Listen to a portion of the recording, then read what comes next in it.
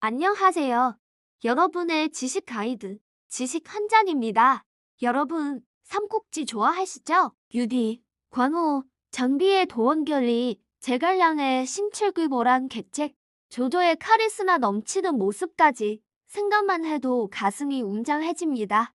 그런데 만약 이 삼국지 영웅들이 현대 사회에 태어나서 부동산 투자를 했다면 어땠을까요? 오늘은 바로 이 기상천외한 상상을 현실로 가져와 보겠습니다.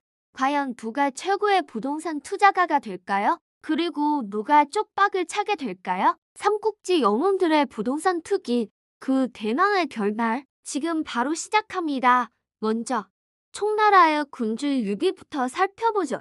유비는 인의와 덕을 중시하는 인물이죠. 사람을 얻는 데는 천재적이지만 현실 감각은 조금 떨어지는 면이 있습니다. 유비가 부동산 시장에 뛰어든다면 아마도 그는 사람 사는 동네를 만들고 싶어 할 겁니다.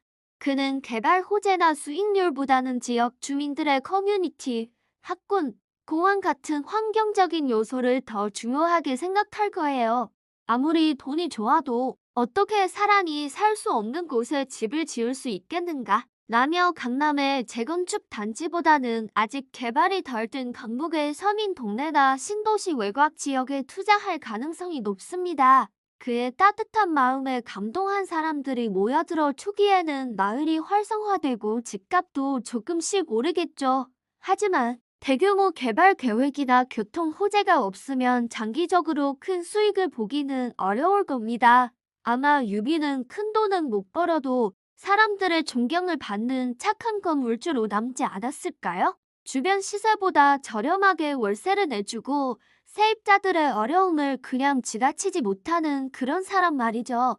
결국 유비의 부동산 투자는 대박보다는 중박 혹은 소박에 그칠 확률이 높습니다. 하지만 그는 돈보다 더 중요한 사람을 얻었으니 어쩌면 가장 행복한 투자자일지도 모릅니다.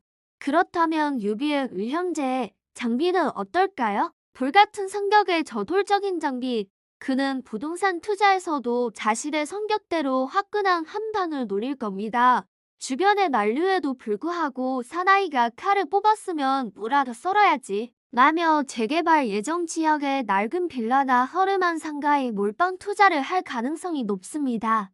소위 말하는 하이 리스크, 하이 리턴 전략이죠.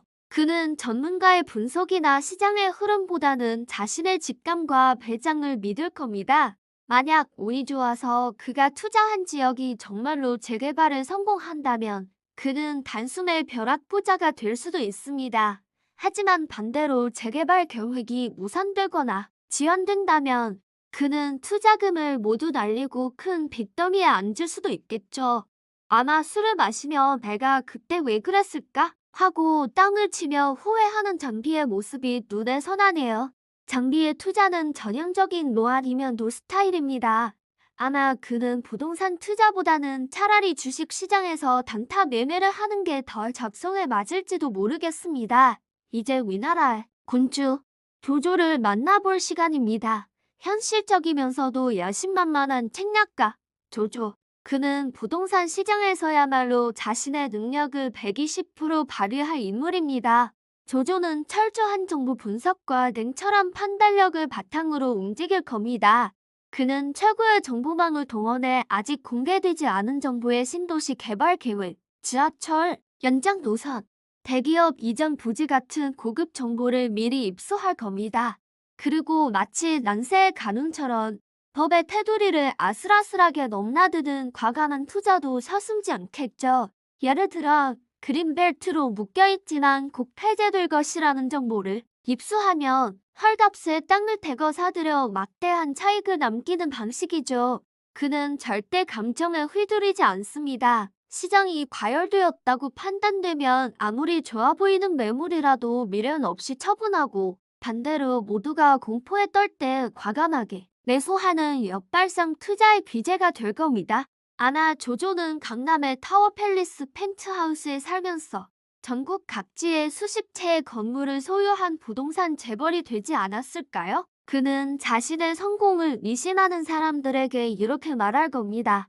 내가 세상을 버릴지언정 세상이 나를 버리게 하지는 않겠다. 조조는 의심할 여지 없이 삼국지 영웅들 중 가장 성공적인 부동산 투자가가 될 것입니다. 그렇다면 삼국지 최고의 절약가 제갈량은 어떨까요? 많은 분들이 제갈량이 조조를 뛰어넘는 최고의 투자자가 될 것이라고 예상하실 텐데요. 결과는 조금 의외일 수 있습니다. 제갈량은 신중하고 완벽주의적인 성격의 소유자입니다. 그는 투자를 하기 전에 가능한 모든 변수를 계산하고 수십 가지 시나리오를 시뮬레이션해 볼 겁니다. 지역의 인구 변화, 소득 수준, 교통망 계획, 정책 변화 등등. 아마 부동산 관련 논문을 수백 편은 읽고 직접 발을 뛰면 임장 활동도 게을리하지 않겠죠. 하지만 바로 이 완벽주의가 그의 발목을 잡을 수 있습니다. 부동산 시장은 살아있는 생물과 같아서 때로는 예측 불가능한 변수가 발생하고 과감한 결단이 필요할 때가 있죠.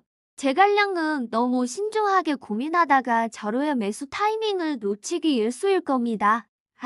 그때 샀어야 했는데 마냥 아쉬워하는 제갈량의 모습 상상이 가시나요? 물론 그의 철저한 분석 덕분에 큰 손해를 보는 일은 거의 없겠지만 조조처럼 라떼 한 부를 삭히는 어려울 겁니다. 제갈량은 아마도 안정적인 오랑주에 장기 투자하는 것처럼 강남의 대단지 아파트나 꾸준히 월세가 나오는 상가처럼 리스크가 적고 안정적인 자산에 투자하는 것을 선호할 겁니다.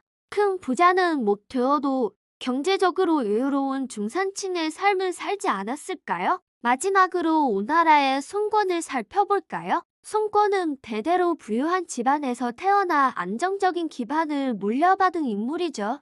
그는 무리한 투자를 하기보다는 현재 가진 자산을 지키고 안정적으로 굴리는 데 집중할 겁니다. 마치 오나라가 지리적 이점을 활용해 수성에 강했던 것처럼 말이죠. 그는 아마도 아버지 송병과 형 손책에게 물려받은 강남의 알짜배기 빌딩들을 관리하며 꾸준한 임대 수익을 올리는 금수저 건물주가 될 겁니다. 새로운 투자에 나서기보다는 유능한 재무 설계사나 부동산 전문가에게 자산 관리를 맡기고 본인은 여유로운 삶을 즐길 가능성이 높죠. 그는 모험을 즐기지 않지만 현명하게 인재를 등용해 자신의 자산을 불리는 데는 능할 겁니다. 주요 같은 유능한 신하에게 부동산 포트폴리오 관리를 맡기는 시기죠. 성권의 투자 스타일은 화려하진 않지만 가장 안정적이고 현명한 방법일 수 있습니다.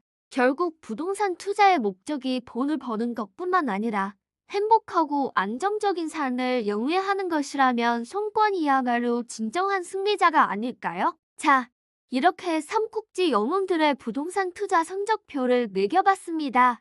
냉철한 책략가 조조가 압도적인 1등, 안정적인 금수저 손권이 2등, 신중한 제갈량과 인덕의 유비가 그 뒤를 잇고 화끈한 정비가 아쉽게도 꼴찌를 차지했네요. 물론 이것은 어디까지나 재미로 해본 상상이지만 각 인물들의 성격과 행동 방식이 투자 스타일에도 그대로 반영된다는 점이 흥미롭지 않나요? 여러분은 어떤 영웅과 비슷한 투자 스타일을 가지고 계신가요? 댓글로 여러분의 생각을 자유롭게 남겨주세요. 오늘 영상이 재미있으셨다면 구독과 좋아요, 알림 설정까지 부탁드립니다. 저는 더 흥미로운 지식으로 다시 돌아오겠습니다. 지금까지 지식 한 잔이었습니다. 감사합니다.